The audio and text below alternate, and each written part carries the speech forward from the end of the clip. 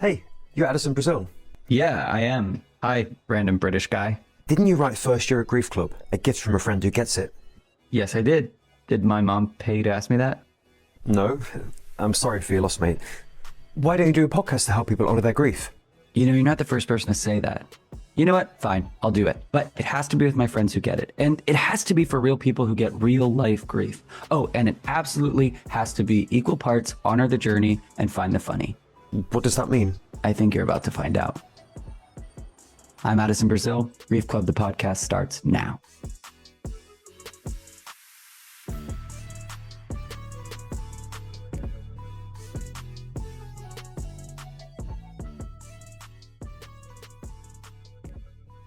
Welcome back to another episode of Grief Club, the podcast, where we take chapters from my book, First Year of Grief Club, A Gift from a Friend Who Gets It, and use them as a launching point to have deeper conversations with special guests and friends.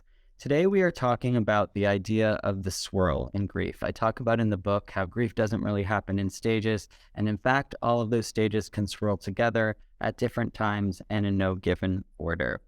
So today, I have invited one of my mentors, my good friend, Chip Conley. Welcome to the show, Chip. Thank you, Addison. It's good to be with you. Good to be with you too. One thing I always like to do throughout the book, I have these conscious emotional check-ins that I put in. So I just invite the guests to take a deep breath with me. And in one word, how are you feeling physically right now? Physically, okay, one word. Confused. I'm going to say jumpy. In one word, how are you feeling mentally right now? Solid. Yeah, focused, which was the most unfocused response of all time. And in one word, how are you feeling emotionally right now? Gratified. I'm going to go with hopeful. So before we get into anything, one thing I've been doing is just allowing our guests to honor their journey openly. So whatever that means to you, to share with the listeners, how would you like them to get to know who Chip Conley is and how you got to be where you are today? Wow. Okay. Well, that's a pretty open tabula rasa blank slate for me. Well, I would just say that my relationship with my emotions has been one of trying to outrun those emotions typically for much of my life. And then maybe actually compete in a way where my feeling successful would allow me to feel better about my emotions and better about myself. But to speed forward on this topic of grief, I started a company when I was 26, a boutique hotel company, and grew it for 24 years. But it was around the 22nd year, so when I was 48 years old, 47, 48 years old, that I just hit the wall, so to speak. Everything that could go wrong did go wrong. And first of all, I just didn't want to be running this company anymore. It was a big company at that point, 3,500 employees, 52 hotels. And I hated it. I loved it until I hated it. I had a foster son who was wrongfully going to prison, African-American foster son. So I was doing everything I could to make sure he didn't go to prison because it was wrong. You know, he was innocent, and ultimately he was in prison for 8 months, but then got let out by a federal judge who said this man shouldn't be in prison. So I had a long-term relationship ending. And I was losing money left and right with my company. It's the greatest stuff. But during that time between 2008 and 2010, I lost 5 friends to suicide. All men in midlife, even. Average age was about 47, 48, sort of similar to where I was in my life. And I was going through my own dark time. And I would say the point at which it was most swirly for me was when a friend of mine who was my insurance agent, but he was also a close friend. He was the person I'd go for long walks with. We'd have really deep spiritual conversations. And he lived part-time in the San Francisco Bay Area and part-time in New Zealand because his wife was a Kiwi and he had 2 sons. And so spent some time up here in the Bay Area and then a lot of time in New Zealand. And, one day I got a call from his boss. I was about to go on stage to give a speech. And he just said, and I forgot to tell you, my friend Chip, his name is Chip. So I'm Chip, he's Chip. He was Chip Hankins, I'm Chip Conley. And so literally 3 minutes before I'm about to go on stage to give a speech in St. Louis, I got this call from his boss on my cell phone saying Chip has passed away. And I was like, what? And like, what are you talking about? And of course I have to go on stage in a moment. And he says, yeah, Chip committed suicide. Where Chip took his own life. I don't remember his exact words, but what I remember is like, oh, Jesus. Like, so I ended up on stage giving this speech, trying to block that out. And then the next month or two was just really swirly for me in the sense of to be going through my own dark night of the soul at the same time that one of my closest friends had taken his life, and he happens to have the same name I have, strange name that I have. And to go to his memorial service and have people get up and tell their Chip stories when I was sort of in my own just really difficult place. It was surreal and it was life affirming at the same time. It was surreal because it was like there's a movie or a TV series way before your time, my friend Addison. It's called Gilligan's Island. And there's a scene in Gilligan's Island where Gilligan's up in a coconut tree and everybody thinks Gilligan has died, but Gilligan's alive, but he's in the coconut tree at his own funeral. And everybody's telling their Gilligan stories. And then he falls out of the tree. So in some weird way, I felt like that's what was going on for me. It was like I was at my own funeral because everybody was telling their Chip stories. And everybody was so surprised by the fact that Chip had taken his own life. Ironically, around that time, I had told my best friend Vanda I was going to the Golden Gate Bridge to jump off.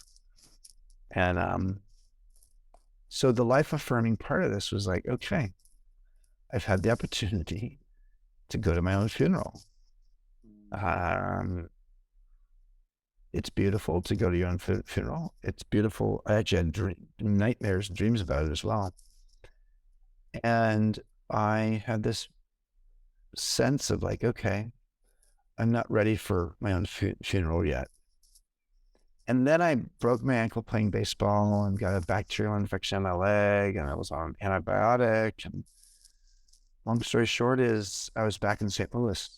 Who knew? I mean, like, how often do I go to St. Louis? Like, not very often. So I was back in St. Louis to give another speech. At the end of my speech, I went flatline. This was August 19th, 2008. And it was just 2 months after Chip's memorial service. And so I did actually die. I went to the other side 9 times in 90 minutes. Because of what we now believe was an allergic reaction to the antibiotic. But, at the time, no one knew what was going on. I was giving a speech to people I didn't know. They're like, break a leg on stage. Well, no, I actually broke, my heart stopped on stage. Yeah. Luckily, it was after the speech, and it was when I was signing books.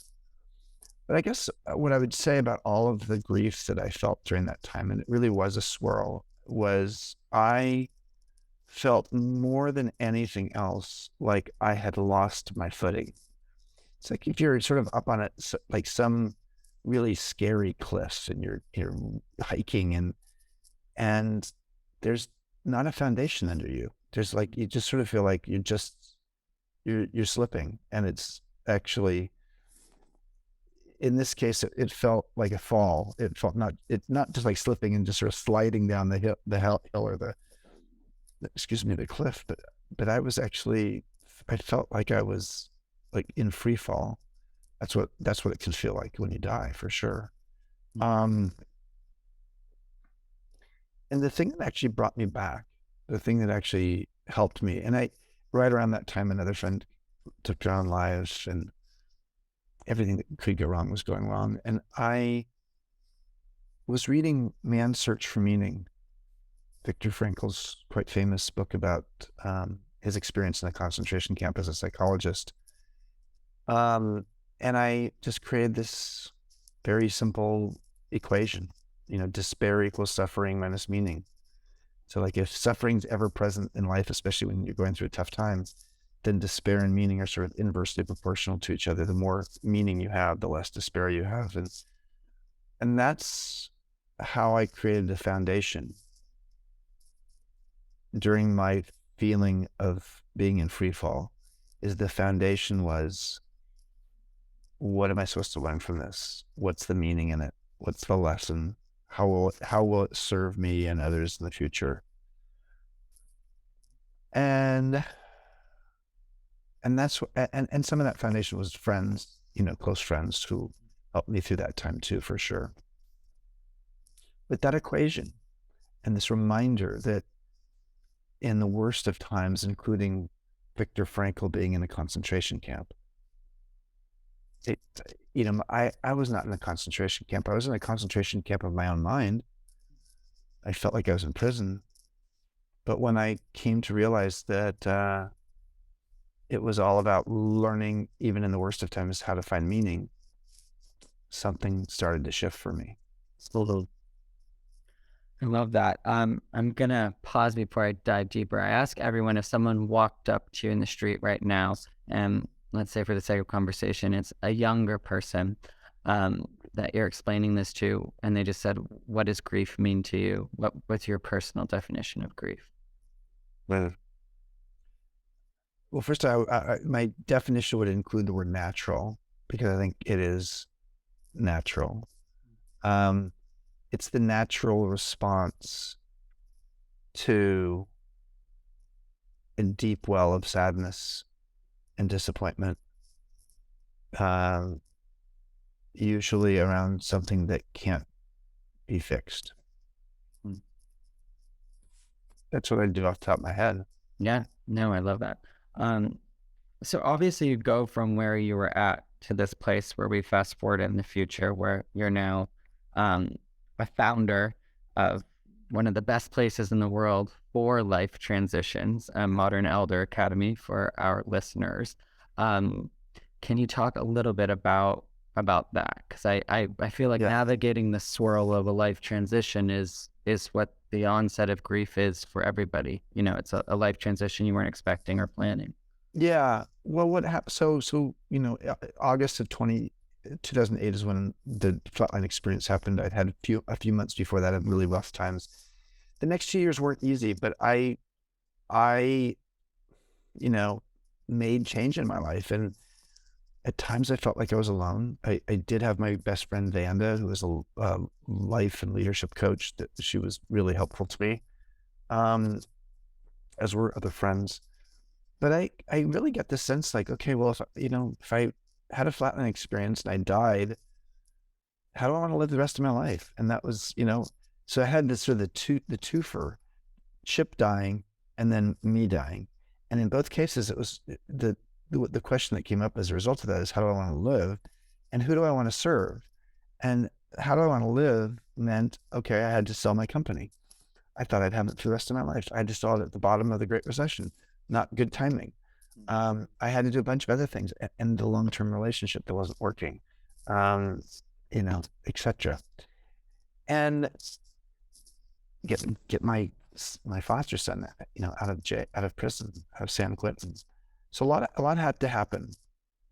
And then I just created some space. I just said, okay, I have some faith that, frankly, when I was in grief, the last thing I wanted was space. It's like space actually made me feel a little bit lost. And so I almost wanted something that was foundational. Maybe why that equation was helpful. It was like a mantra that was foundational. Being with a friend would be foundational. Going back to work would be foundational. It would sort of create some sense of like, okay, I can't fall any further. Because I was in when you're in free fall, you sort of want something to just like break the fall without breaking your neck. And I was like, okay, okay. But then, I knew that I needed to have space in my life. And so I sold the company, and all of a sudden I had space, and more grief came as a result. So, sometimes you can, again, outrun the grief. But when my sense of identity for 24 years had been the, founder and CEO of a big boutique hotel company, and I got a lot of accolades, attaboys for that. When that went away, I was like, okay, so who am I? And that was, it was disorienting. And yet I also wanted to write about it. And so I ended up writing a book called Emotional Equations, about all the emotions I was feeling during that time. So I'm not suggesting the average person should just say, okay, I create space in my life. I have emotions. Now I'm going to write a book about it. I mean, for me, that's how I ended up processing it, digesting it. And the book became really popular, and, Emotional Equations became a New York Times bestseller. So I guess I would just say that there was an element for me of like, okay, that was my first step towards serving. Okay, I want to change my life. How can I change my life? And who am I here to serve?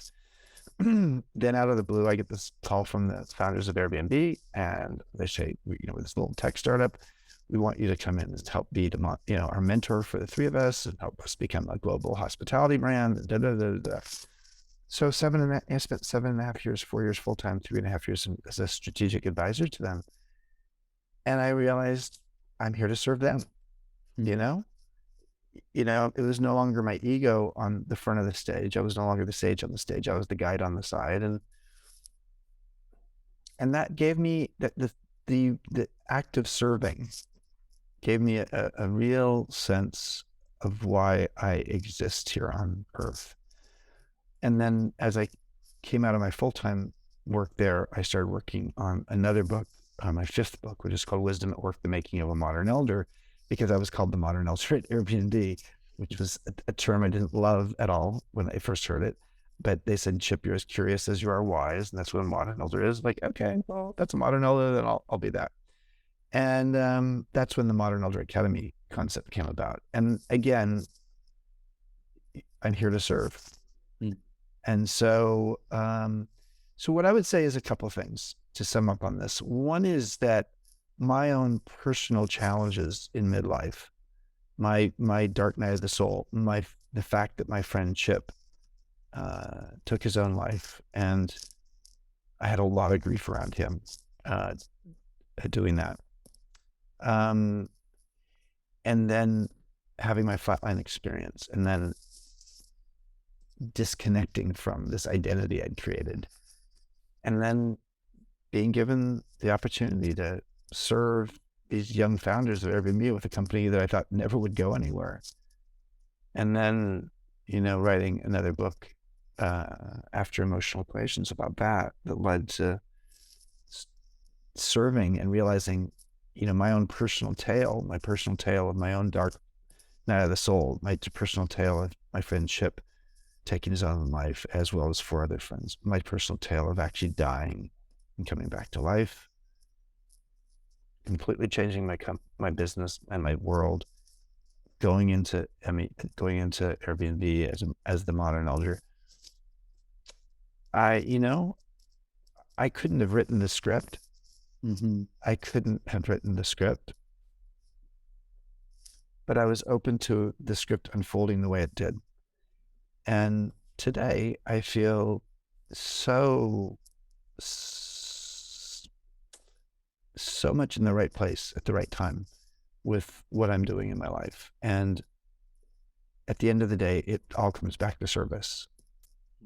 There's a beautiful quote from Rabindranath Tagore, which is like, I awoke and I dreamt and life was joy. I awoke and life was service. I lived and I found that service was joy. That's not the exact quote, it's paraphrasing it, but there's an element of you want life to be joy, you end up realizing you're in service, and then you realize that being in service brings you joy. And that's how I feel today. And I, when in doubt, I have my George Bailey moment. If you know the movie It's a Wonderful Life. Mm-hmm. So Jimmy Stewart is, it's a great Christmas classic, and Jimmy Stewart is just such a beautiful human being, but he's also in a very difficult situation, and he thinks about jumping off a bridge, and Clarence, his angel, shows up and says, well, let me show you what this Bedford Falls would look like if you weren't here. It would be Potterville, and Potterville is just like this cranky old rich guy who runs the town, and you can sort of see how life would be without George Bailey, without Jimmy Stewart having been on Earth. And I always get teary-eyed at that movie. I always get teary-eyed at the end of Schindler's List when all of the people at the very end show up, giving their respects and flowers to the Schindler family, I guess it is, where, what would none of them would have been there if Oskar Schindler hadn't figured out how to, get the Jews, out of the ovens. I mean, really, truly getting them out of the concentration camps so that they could work for him. So I think, so much of life is, what's life affirming for me is this idea of how can I be of service? And I was always a believer in servant leadership. I always hated the term servant leadership because it sort of felt like something from the South. It's like, okay, master, I'm going to serve you. But I think there's something about this idea of being in life to serve, and if you do that, what kind of value it has for others, but you better serve yourself as well. And that's one of the things that, a lot of times the people who are in service get burned out because there's so much need in the world for service that they don't even realize how they need it themselves. Yeah, that's so true. And especially, when people will be at this point in the book, they're pretty new in their grief process, if they're doing it from the first year. And so if we were to step into kind of service together in that idea, given, your experiences and everything you've now built in Baja, what would you offer to somebody who's like really at the beginning of a life transition? Like, they're going to get to their purpose and meaning stage, hopefully over time. But they're right there in the, as you taught me, the messy middle of it. Well, let's talk about the anatomy of a transition and the 3 stages of a transition. And I think whether the transition is going through a grief process because someone passed away, or you've gotten divorced, or you've sold a business, or been fired, and you're sort of in, the first thing to know is that the first step of any transition is the ending of something. It sounds counterintuitive. It's like, wait, no, when I'm in a transition, I'm beginning something. But actually, if you don't ritualize the end of whatever it is, then it's really hard to, fully commit yourself to, steps 2 and 3. So step 1 is to actually go through a process. Let's say it's related to grief. Go through that process. Funerals are frankly part of that. It's like, okay, a wake is part of that. Anything, my friend Mariana, when she decided to shut down her graphic design and branding firm, she invited everybody who had ever worked for her, all of her clients, all of her friends and family, to a cemetery, and they, spent 2 hours talking about the best of times. And so in essence, they had a funeral for the business. Mm-hmm. That was a ritual. It was a ceremony that helped to say, this is the end of something. The second stage of a transition, it can best be summed up by what happens between a caterpillar and a butterfly. There's the chrysalis, there's the cocoon.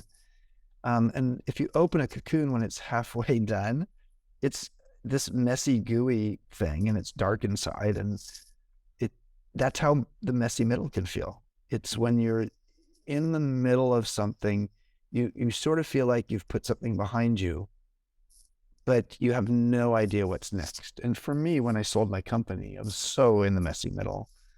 Um, it's a period of time that foundational tools and people in your life are really important. My mantra of despair equals suffering minus meaning was part of that. What is it that's giving me meaning right now? What is it? What's the life raft? Because there's a life, a life preserver. It's often true in the messy middle where we can feel a little sick to our stomach, a little bit it's a liminal period. It's the roller coaster where you feel like, oh man, this is going all over. And there's a worry that that's the way the rest of your life's going to be. It's never going to settle down. But it does. And it might not. I mean, yes, if you are naturally inclined to create lots of disturbance in your life, you can have disturbance the rest of your life. So I don't want to sort of be Pollyanna-ish, because you can actually create disturbance in your life and it'll be terrible. I mean, so yeah. But sometimes the circumstances feel way beyond your control. It has nothing to do with what you brought on yourself, for sure. And so that messy middle is the period of time when you just have to start realizing that maybe there's a new way to do things. And it's where the early stages of learning and being a beginner at something is something that you have to wear with pride. Because if you're actually going to just try to do things the way you've always done things in the messy middle, frankly, you haven't properly ended maybe a habit or a mindset or something that, isn't necessarily going to serve you in the messy middle. On the other side of the messy middle is the new beginning. And generally speaking, it's the happiest of the three stages. But sometimes people have a hard time with that. They just stay stuck in the middle. And the new beginning's right there. It's like someone who got divorced but they have lost confidence in their romantic abilities or their lovability, and they're in this messy middle, and there's this new opportunity, the new beginning. That person showed up in their life, and they just aren't able to go there, and because they're still stuck in the middle. But the new beginning really is often something that speaks to hope and optimism. And something that actually takes advantage or takes into account the new skills you've built in your messy middle liminal period.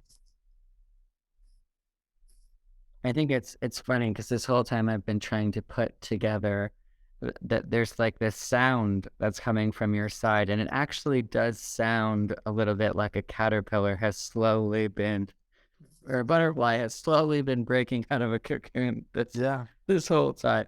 And I was like, that now it all makes sense for me and the listeners. I want to stretch for everybody listening to how long sometimes that messy middle can really be, and how long that process can be. And I kind of want to give you the opportunity too to kind of explain how this transformed into an experience that I think I've met so many people down in Baja that are led there by grief. A little bit becoming a bit of a grief celebrity, and I have to be careful about meals that I'm going to end up talking about it for every meal. Because obviously it's something, grief is such a big part of a life transition, but I'd love to kind of go into a little bit what that experience is like for anyone who's considering going down there. Yeah, it's interesting, Addison. We just had our MEA alumni reunion. So we have over 2,000 alums around the world, and 400 of them showed up in San Francisco for the weekend. And at one of our Core Zone events, which is a event of our most active alums, a woman said, "How come we don't talk about grief more often?" I was like, "Oh, well, let me introduce you to Addison." Grief week is coming. Yeah. So a lot of people do end up at MEA because they're going through it. They're navigating a midlife transition, and forget about what age midlife is, because it's really a stage of life. And it can, we had people as young as 30, or we have people in our 20s and people to 88. So it's like, it's really a broad definition of midlife. Mm-hmm. But what's going on often for people is they think they're getting the game of life wrong. They feel like, okay, there's a way of doing this and I'm not doing it the right way, or I'm feeling a little lost and maybe even lonely. And it's not everybody comes to MEA with that as their reason for being there, but some people do, and what they're looking for is some tools and some resources to navigate these midlife transitions and to understand, how do they get to the other side, and whether it's our sabbatical sessions or more specifically our workshops, they're really built on the premise that you're going to be in a cohort of approximately 18 to 20 people. And we're going to go through a journey for a week, helping to introduce you to a series of tools that will help you to better be more self-aware, be more of a first-class noticer of your life, be the observer of your life in such a way that the kind of advice you would give to yourself is the kind of sage, wise advice you would give to a best friend. And we're not very good at giving that advice to ourselves typically. We're much better at giving it to other people, partly because we're not very good at, we're not trained to be, astute observers of ourselves. Nor do we have the skills. No one has gotten a master's in TQ, transitional intelligence. So all of that is the reason we created it is like, gosh, why is it that after I go to college or graduate school, there's no more school for me? And yet there's all these transitions that people go through in adulthood. And then there's the fear of aging, which is another reason why sometimes people come to MEA, is because the average age of the person coming is 54. And they're like, I'm at an age where I know I'm going to live 30 or 40 more years, but the way the world looks at me and the way I look at myself is like my life is almost over, or my career is over, or I'm never going to find, a romantic partner again, at that age. And, I don't feel like I have enough money to be able to retire, or there's a lot going on for people. And we have done very little as a society to help people to understand that, you have 3 additional decades of life based upon the last 100 years of longevity, with us extending longevity. And yet we haven't really helped people to understand what to do with that additional 3 decades of life. Yeah. And I mean, there's nothing like death to make you start wondering all those things. I mean, that comes part and parcel with any loss, I think, is starting to think about your own death and your own life. And it can just be obviously overwhelming, especially in the midst of, a transition where something's just ended, like you were saying, and kind of that can make the middle really messy, can it? When you're also thinking about your own mortality and all that as well. You've reached Grief Club. Leave a message after the beep. Hey Grief Club, it's me. Yeah, I know you probably thought you'd get a break from me during this ad, but sorry, it's me. I wanted to take a minute to tell you about one of my favorite places in the world, Modern Elder Academy. It is the most beautiful location in Baja, Mexico, and I've gone multiple times. I've been in both their sabbatical sessions, which allow you to just go down there, kind of set up home base and take part in deep conversations, connecting with other like-minded people, yoga, activities. You do as much or as little as you want. You can even work while you're doing it. It's amazing. They also have 1-week workshops that just get you so intimate with where you are and who you are in your life right now. I can't tell you how much wisdom I've fed on whenever I am in Baja in that magic. Also, how much food I fed on, because the food is beyond. Chef Tony is the man, and I literally return year after year for that food. Anyway, please check it out. It is my home away from home, and they are always so good to me. The staff, the founders, absolutely everybody. Modern Elder Academy, or as we lovingly called it, MEA. If we were to take your equation that you brought up a few times now, and for a takeaway for Grief Club, they were to make that into sort of an exercise. Mm-hmm. What would that look like for them? And then what I would suggest is that once a week, probably on the weekend, they would look back through their week and ask themselves, what did I learn this week? What was a lesson? How did I get some meaning in my life from this week in a way that will serve me in the future and maybe serve others? And so maybe once a week, don't think of it as a diary. The diary can just be free flowing and, very expressive. That's fine too. What I'm talking about here is like bullet points. What did I learn this week? Write a paragraph, like on three or four different paragraphs on what did I learn on that topic or this topic or etc. Because the process of feeling like you've gotten a lesson that's made you a little wiser, that's the process of cultivating and harvesting wisdom. And when people feel like they're getting wiser, there's a hopefulness that comes from that, because it means that it will serve them and others in the future. So when you're going through that swirl and that difficult time, yes, look for therapy and help. Yes, have friends by your side. Yes, write in the diary, but also get practical. If despair equals suffering minus meaning, what meaning can you take from what you learned this week?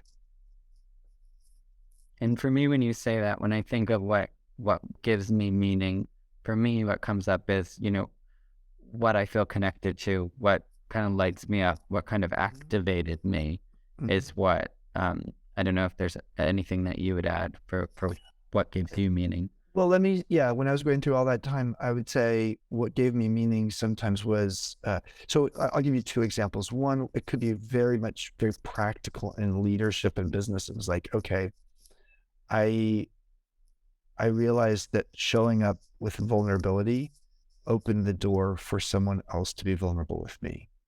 So that would be an element of like, okay, when I'm going through grief as a leader, being able to lead with and not try to hide the grief is okay, with the following, asterisks, because if you're just like bawling your head off all the time, that's probably not so great.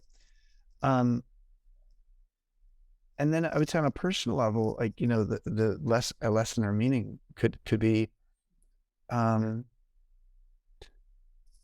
I've never felt as loved as I did from 2 or 3 of my friends who checked in on me and brought chicken soup over and sat with me and just talked and just said, Chip, the whole conversation tonight is about you. And I'm here to serve you. I'm here to, have you talk, give you some chicken noodle soup, and how I felt that deep sense of like, wow, I want to be able to do that for someone else in the future. Beautiful. Yeah, well, I'm fulfilled.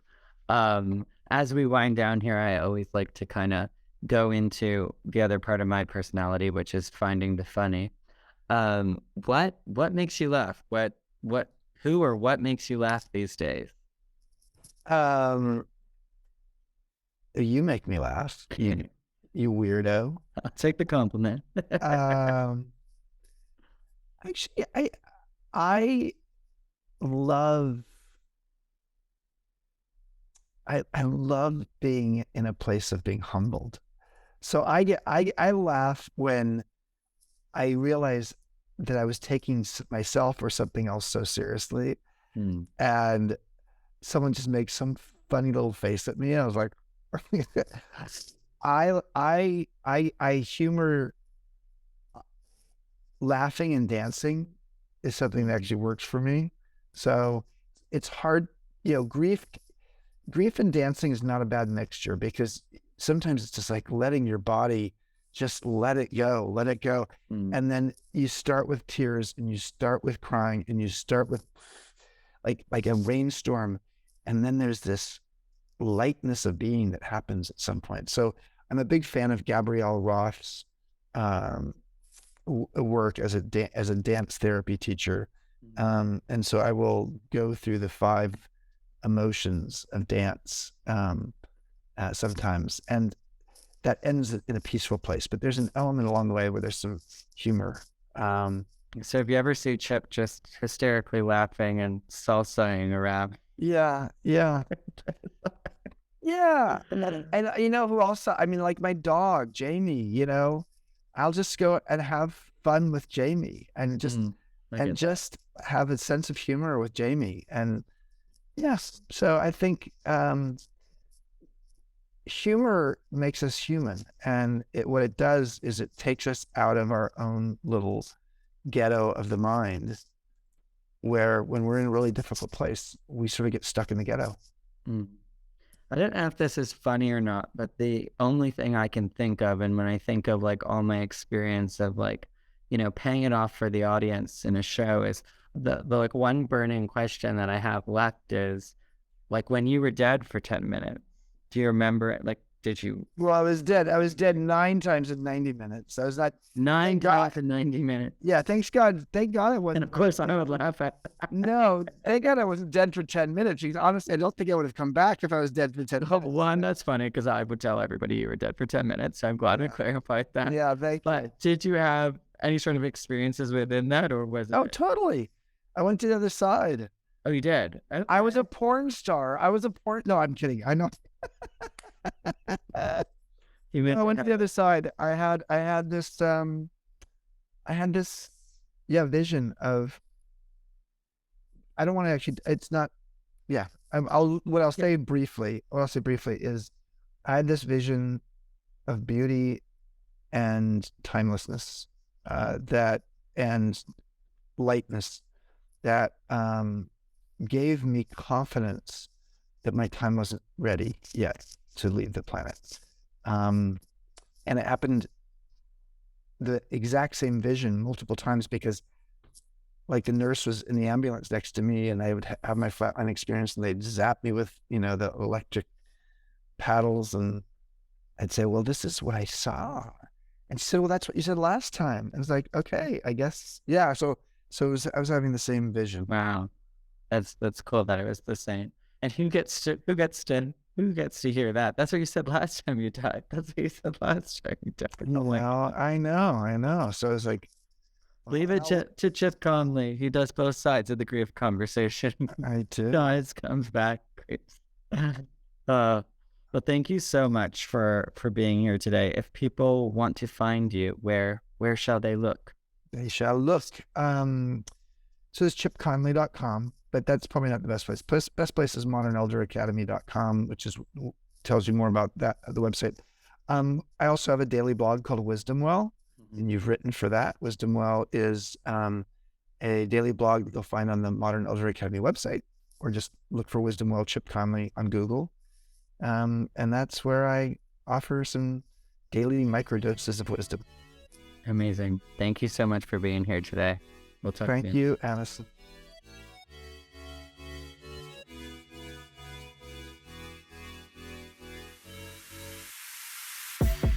Well, Grief Club, that's the show. If you enjoyed it, please let us know by liking and leaving a review. This will help as many people who may need what we're talking about find it the fastest. Remember to honor the journey, and when that gets tough, find the funny.